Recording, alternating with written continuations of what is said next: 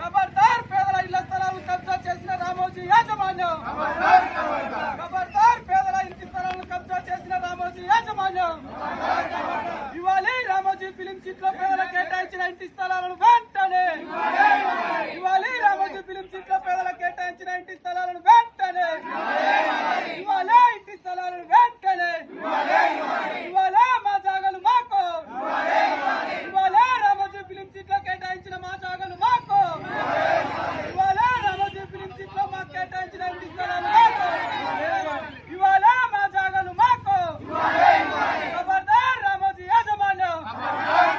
ఖబర్దార్ రామోజీ యాజమాన్యం. ప్రభుత్వం ఏ రకంగా కూడా స్పందించేటువంటి పరిస్థితి లేదు.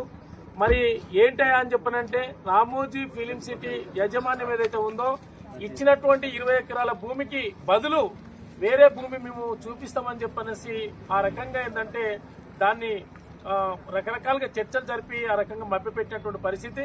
దాదాపు 18 సంవత్సరాల నుంచి ఆ రకంగా రైతు ప్రజలని ఆ భూముల మీదకి వెళ్లకుండా ఆ ఇండ్లు కట్టుకోకుండా ఆ ఇండ్ల స్థలాలని వినియోగం తీసుకురాకుండా ఆ రకంగా దాటేసేటువంటి పరిస్థితి తీసుకొస్తా ఉన్నారు. కలెక్టర్ అక్కడ ఉన్నటువంటి ఎంఆర్ఓ కానీ అక్కడ ఉన్నటువంటి ఆర్టీఓ కానీ ఇక్కడ ఉన్నటువంటి కలెక్టర్ కానీ దఫాలుగా రిప్రజెంటేషన్ చేసిన 2 రోజులను తేల్చేస్తా, వారం రోజులను తేల్చేస్తా, 10 రోజులను తేల్చేస్తా అని చెప్పేసి దాటేస్తా ఉన్నారు. కాబట్టి పేదలందరూ కూడా ఈ రోజు చివరి రోజుగా కలెక్టర్ ఆఫీస్ కి ఈ రోజు చివరి రోజుగా రిప్రజెంటేషన్ చేయడం కానీ ధర్నా చేయడం కానీ జరుగుతూ ఉంది. ఆ తర్వాత జరగబోయేటువంటి పరిణామాలు ఏదైతే ఉందో రామోజీ ఫిలిం సిటీ ఏదైతే గోడలు కట్టుకున్నారో ఎక్కడైతే కబ్జాకి గురైనటువంటి పేదల ఇళ్ల స్థలాలు కబ్జా పెట్టాడో అవన్నిటిని కూడా మరి తొలగించేసి